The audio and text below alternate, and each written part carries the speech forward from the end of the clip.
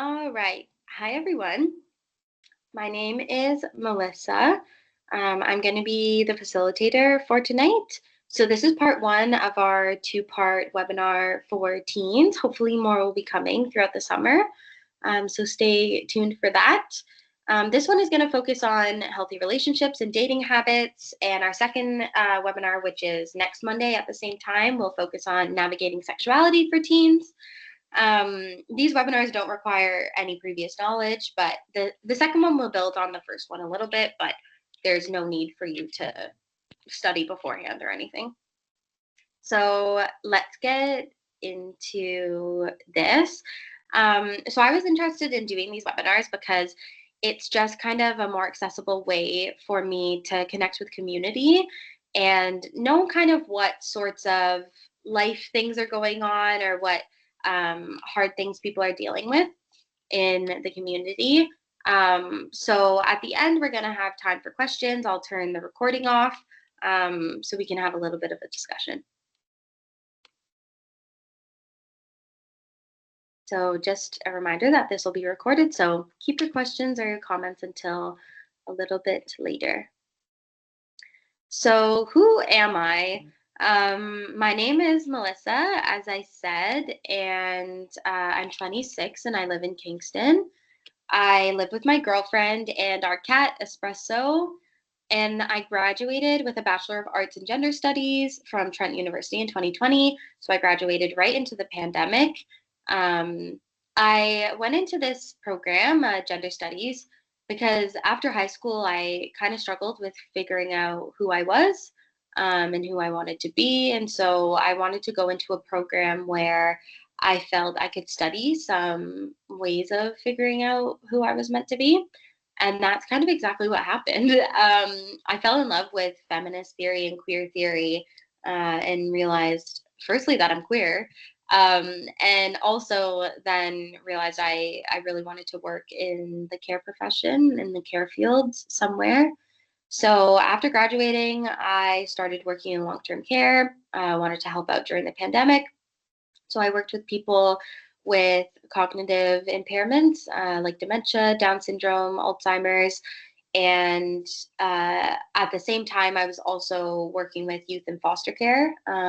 So I mainly worked with kind of queer and trans youth because that's where my interest is, and I'm queer. So it was a good connection with youth.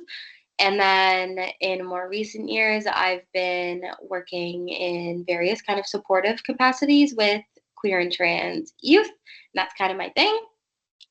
So fast forward to now, I'm with the Relationship Center in Belleville, and I'm really lucky to be there. I'm a couple months out from graduating with a Master's of Social Work from UVic in BC.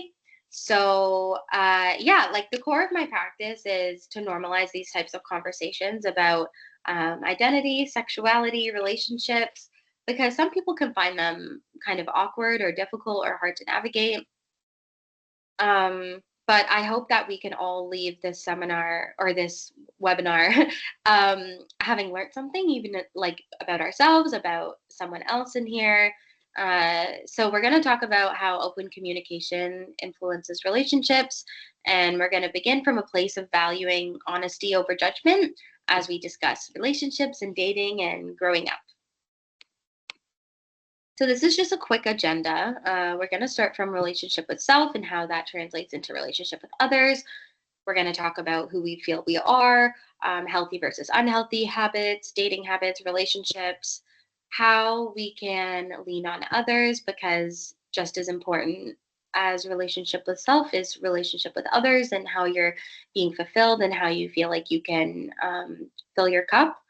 Then we're going to talk about some resources in the Belleville area and also some online resources, which are more accessible for some people.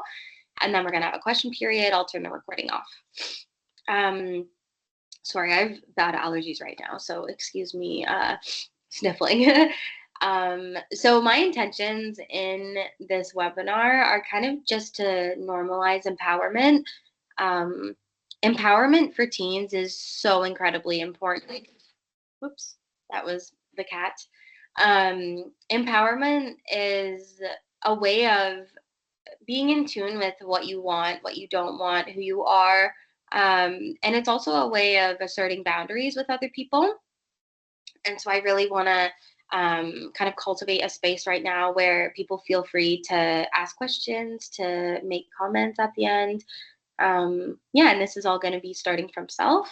So, and also, let's talk about sex. Let's talk about the things that teens don't feel like they can talk to their parents about or their caregivers. And I really want to try and bridge that gap of between teens and caregivers, in terms of what I can kind of share with caregivers in terms of this is the stuff that teens are struggling with and they need kind of more open communication about.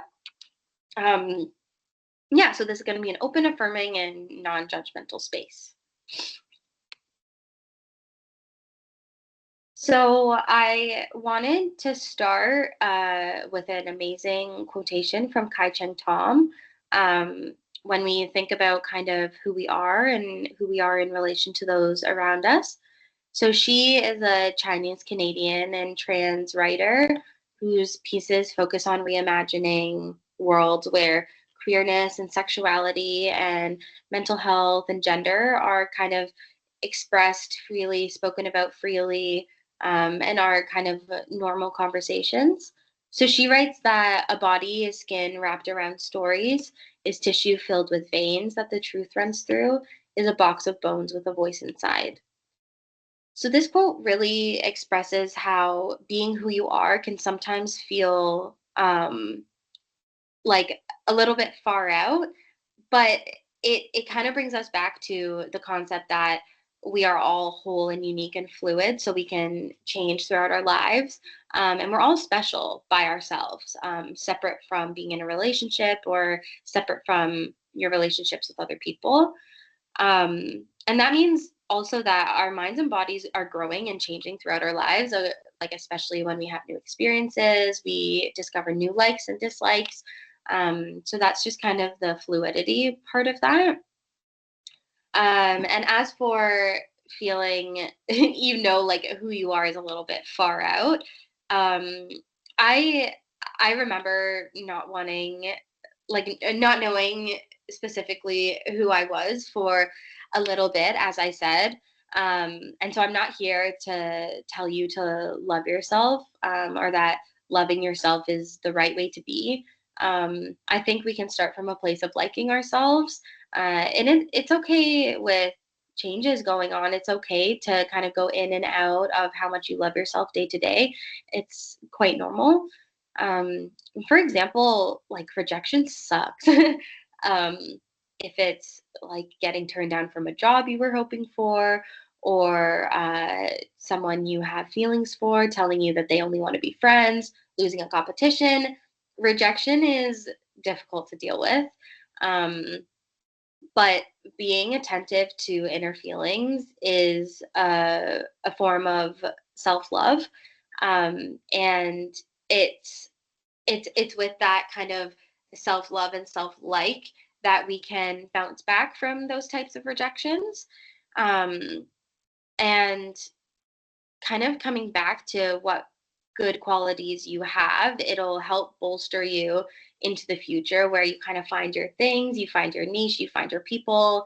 Um, Especially because teenagers aren't just figuring out themselves, they're also figuring out each other, which is not easy. So, one way of being aligned with your values is to tune into and then trust your gut feelings and intuition. This is a skill that definitely develops over time, develops as you get older and have more experiences. But working on the connection between mind and body allows us to be aware of the cues of our bodies. So, for example, have you ever met someone and you thought, I don't, in my gut, I feel like I shouldn't trust everything they say? Or you wake up a certain day and all you want to do is sleep, and your body's telling you, I need to slow down, I need some rest. These are ways that our bodies communicate with us that sometimes we can ignore for a little while. Sometimes the body can point us to feelings that we're not even aware of in the first place. So Now, just to make this a little bit easier to digest, here's a visual representation of how relationship with self and others work together. And this is towards fulfillment and happiness. So, beginning from a place of self compassion, so patience and gentleness with yourself, getting good sleep, participating in activities that make you feel good. These are all ways of being in tune with yourself, and they're also ways to give yourself energy in order to connect with others. So, when we feel for others, we're working on feeling for ourselves. And when we're feeling for ourselves, we're also working on that skill of feeling for others. So, this is to do with being understanding, this is to do with having empathy. Um, and these deep connections make us feel good. And the core of relationship with self and relationship with others is honing in on what makes you feel good, and I'll talk more about that a little bit later. So, checking in with yourself while navigating relationships and dating can mean, for example, asking yourself, how does my body feel when I feel good? So, are you smiling? Are you laughing? Sometimes I ask myself, do I come away from hanging out with someone feeling like I was asked meaningful questions? Was I comfortable to speak? Was I comfortable to joke around? Because I love using humor to kind of foster closeness with people. Um, and then ultimately it's about answering for yourself, is my cup filled after being with them, whether it's a little bit or a lot, that all counts. These are questions that help you answer whether you feel good around someone, period. It's doing a disservice to yourself and to the other person if you're repeatedly around someone who you feel worse coming out of an interaction with than you did going into it. So, whoops. So, who are you? Sometimes thinking about who you are can be scary. And as people get older, the things that make them up can change a little, or they can change hugely, or they can even stay the same. How someone is who they are can be expressed through many things. Sorry, my cat is here for a visit. And these amount to the whole picture of who you are, and they change throughout your life. So, hobbies, expression through clothes, accessories. My thing when I was a teenager was piercings, tattoos, for example, friendships, gender identity, sexuality. You're navigating all these things, especially in your teenhood and throughout your life too. So, all of these parts can be approached with curiosity and compassion in order to see them flourish in your life. And while you're a teenager, you're also going to start to learn how to compromise as part of conflict, and also how to communicate as a way of asserting both what you want, what you don't want, and sometimes even who you are. This will be built upon in the second webinar when we speak about what it feels like to be comfortable and to feel good, and to know what your desires are and what boundaries can look like for you and what they can feel like. And finally, being who you are is definitely not a destination, it's a journey. Becoming who you are, who you're meant to be, is really about the process of living and trying things out, experimenting. And exploration will show you so much about yourself. So it's important for you to feel like you have people in your corner in your life as you are on this kind of journey of selfhood. Next, we're going to watch a short video from amaze.org. And amaze.org is an incredible organization that aims to make navigating growing up and relationships and sexuality less nerve wracking and more enjoyable for teens, caregivers, and educators. There's tons of topics on Amaze, and they are all kind of piled into these cute little like animated short videos. So it's pretty easy to navigate, pretty easy to understand and kind of learn from. For example, some of the topics I've come across on there are information on bullying, information on kind of safe ways to party, talking about sex trafficking, drugs, how to navigate a conversation with someone when you want to tell them you've been sexually assaulted, myth busting porn. There's lots of helpful videos and explanations. And the important thing about this is that we this is a very trustworthy way of finding information on topics such as sex and sexuality, or um, other things that teenagers are kind of exploring at that age. So, we're going to watch just a 2-minute video about healthy versus unhealthy relationships. Let me just Leave the day I've had. It was so terrible. Casey, who's supposed to be my best friend, promised me that we'd go to the mall after school. Later, she texted me that she couldn't go, so I went with Nicole, my almost best friend, instead. But then, at the mall, just next to the food court, you won't believe who I saw. That's right, Casey. And she was with Nathan, her new boyfriend. Ugh, I hate her. I'm so lucky I have you. You're such a good listener. Now that you're in your teens, you may feel like you want to spend less time with your family and more time with your friends. During this time, some of your friendships may deepen while others might fade away. And some of your friendships may even become romantic. Being in a healthy relationship, whether a friendship or a romantic relationship, can be fun, but it can also be complicated. So here are some rules to follow to make sure your friendships are healthy. In a healthy relationship, each person supports and encourages the other. Real friends want to know what you're thinking and feeling, and they'll be interested in what you have to say. It's okay to have disagreements, even in a healthy relationship, but it's important to do so respectfully and talk openly about it with each other. Sometimes in a relationship, you'll need to compromise. But in a healthy relationship, the same person should not be the one who always compromises. It's important for both people to give and take.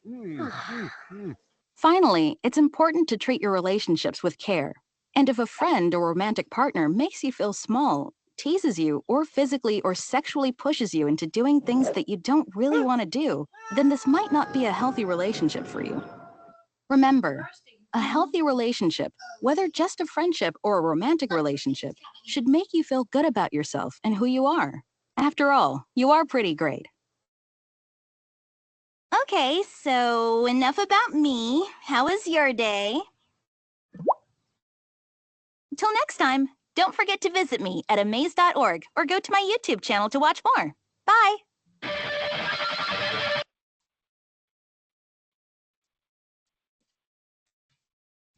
Okay, let me just go back into sharing our presentation.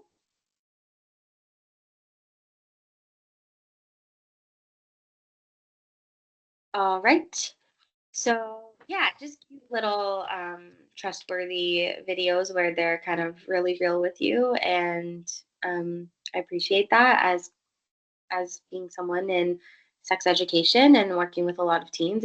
It's good to come across things that are true. Okay, so we're almost finished, but this is where we're going to talk about leaning on others and how we can find support. So we've kind of talked about being connected to self. And so with that foundation, we're going to build on some of the concepts from the video we watched. So they mentioned that healthy relationships are where space is made for what you're thinking and feeling. And this can also be true in terms of navigating conflict, or potential conflict, in terms of how to have courageous conversations. So, a courageous conversation is when someone approaches a conversation being true to themselves through honestly and openly expressing their thoughts and feelings. The intention is for both people to feel their opinion has been heard and understood and then valued. A courageous conversation works towards fostering growth and positive change for both people involved. So let's put this into practice.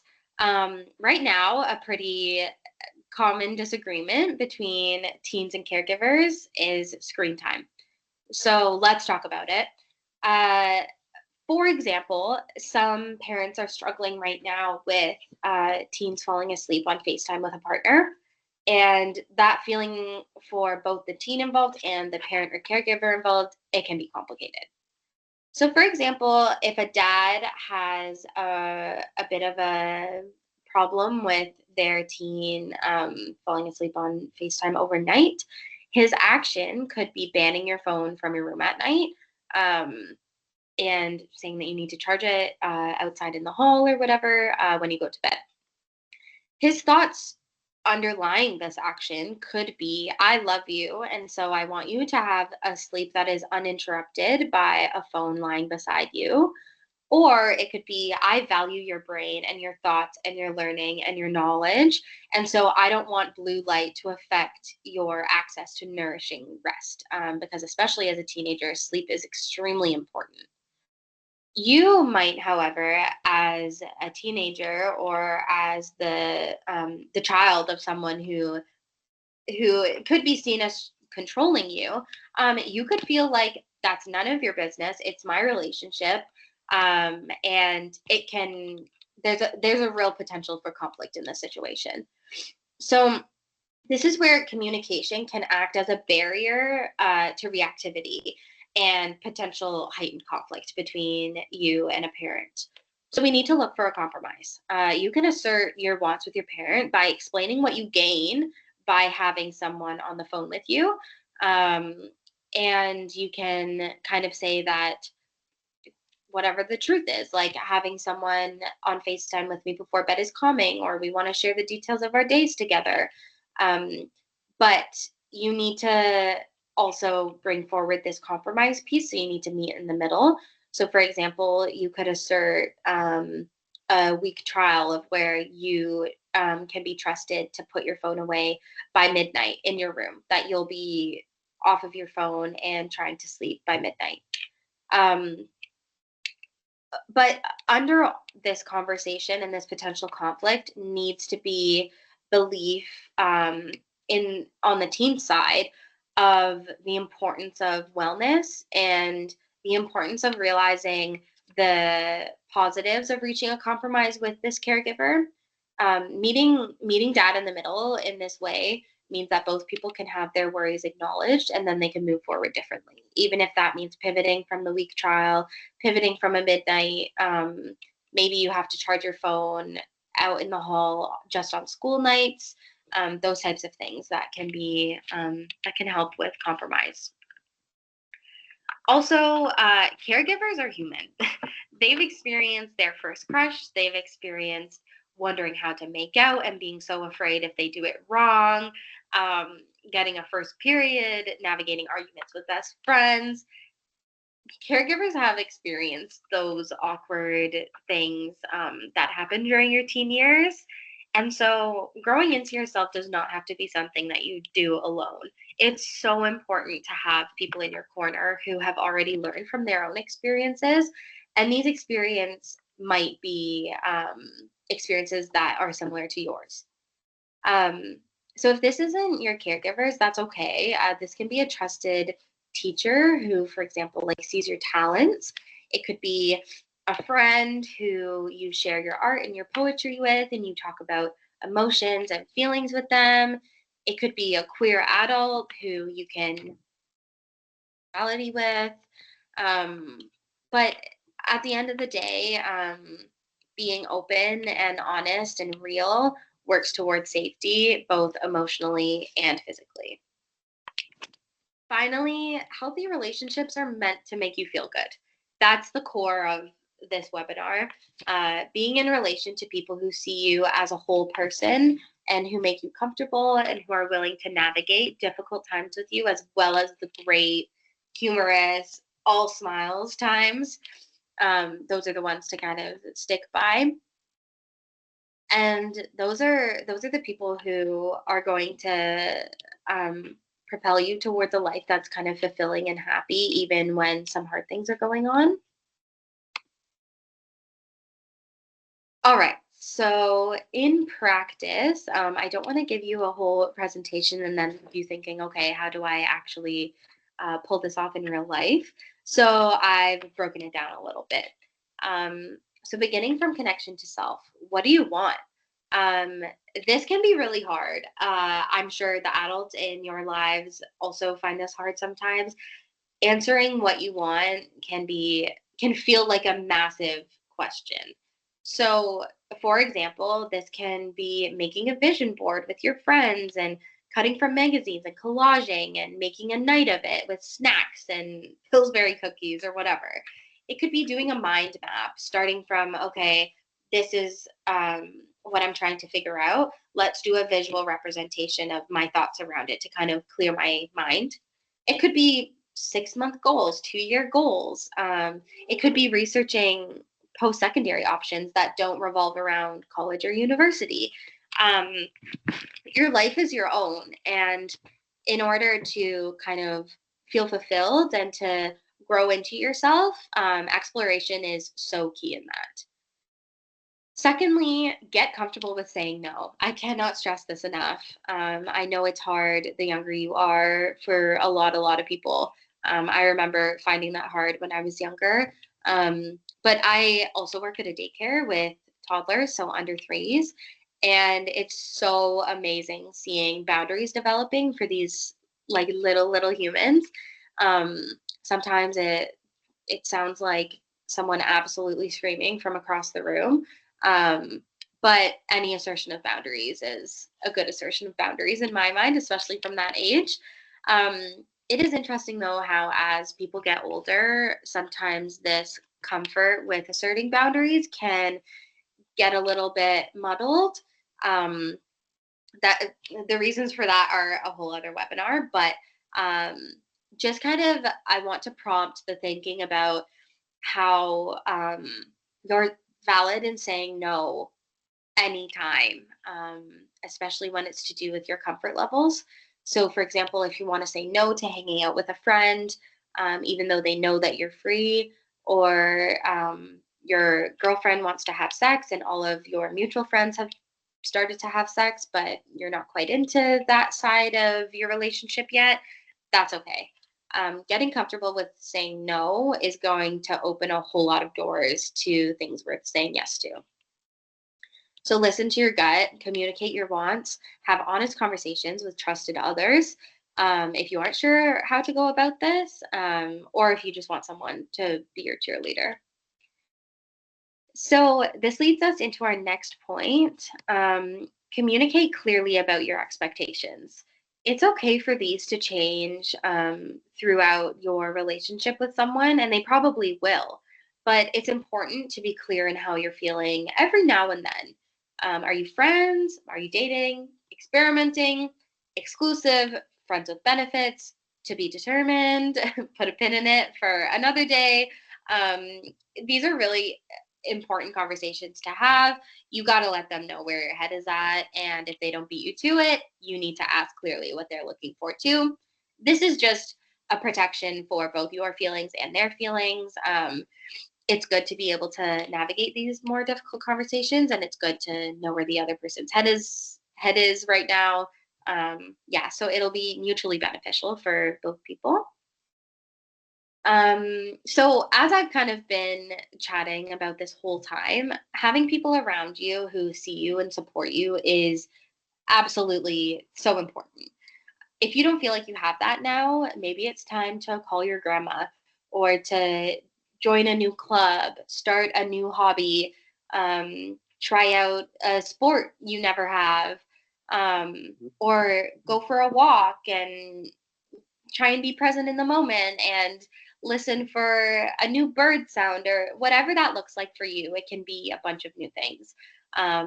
Connection breeds happiness, and it's important to lean into that.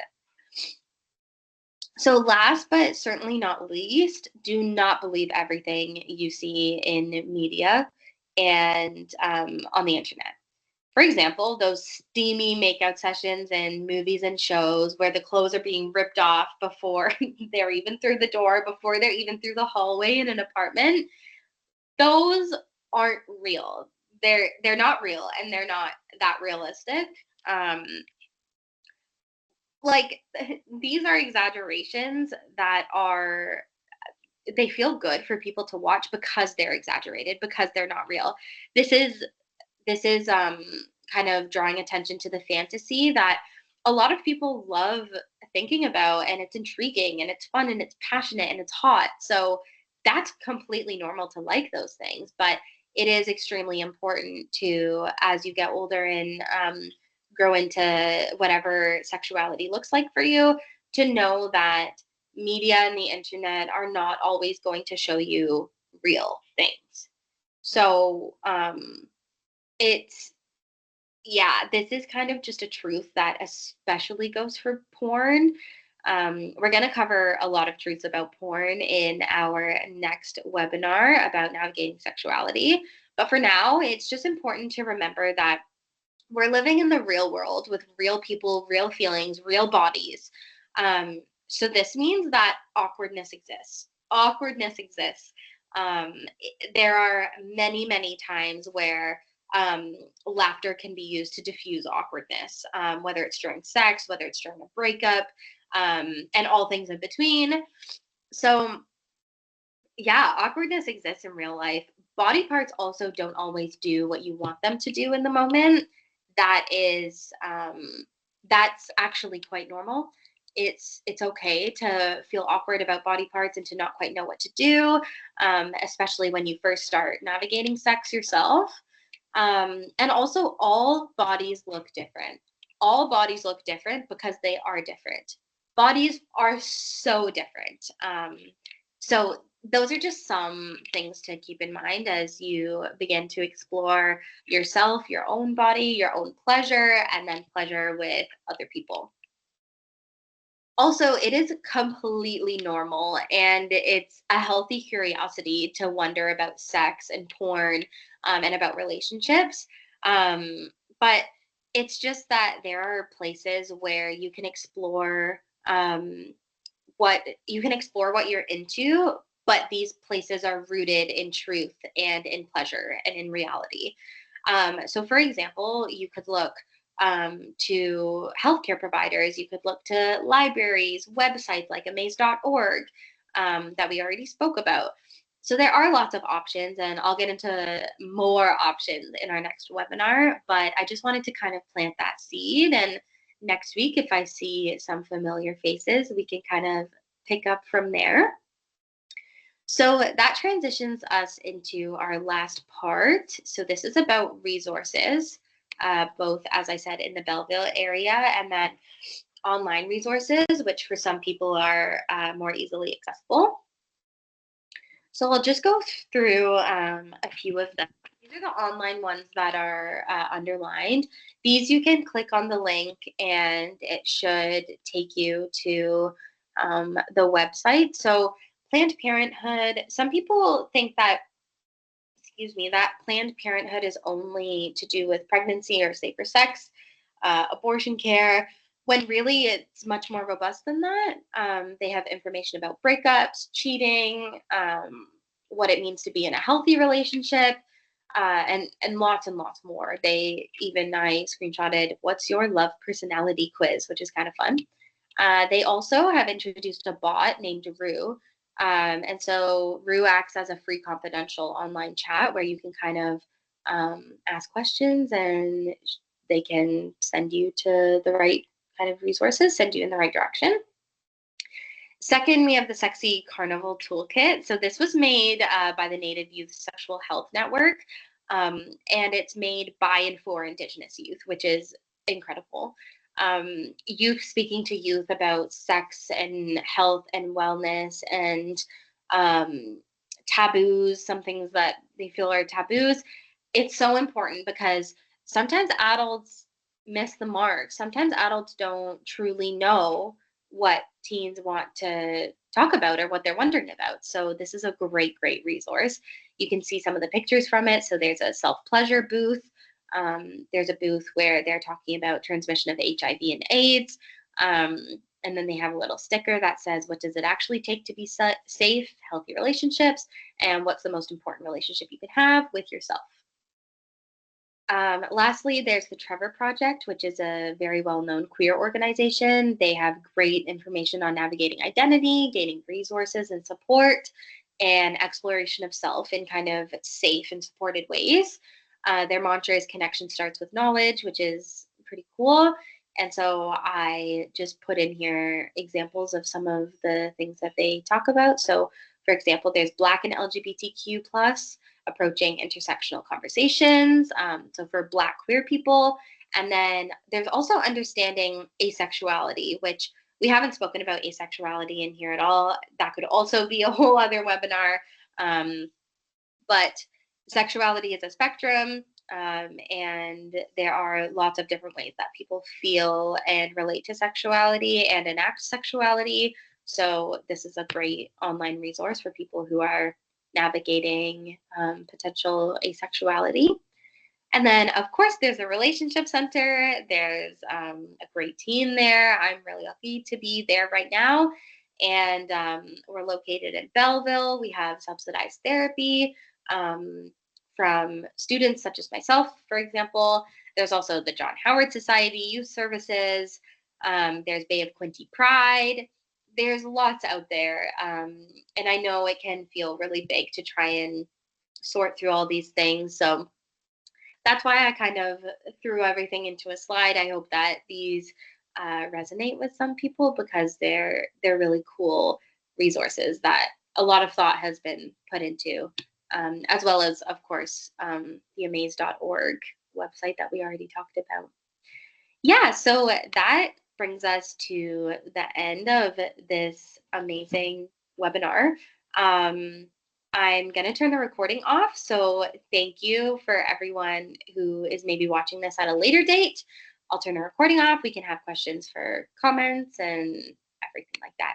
So thank you to everyone watching. Our next webinar is next Monday at 6 p.m. So at the same time, let's talk about it. Let's talk about sex. Let's talk about sexuality. Let's talk about bodies. I'm excited.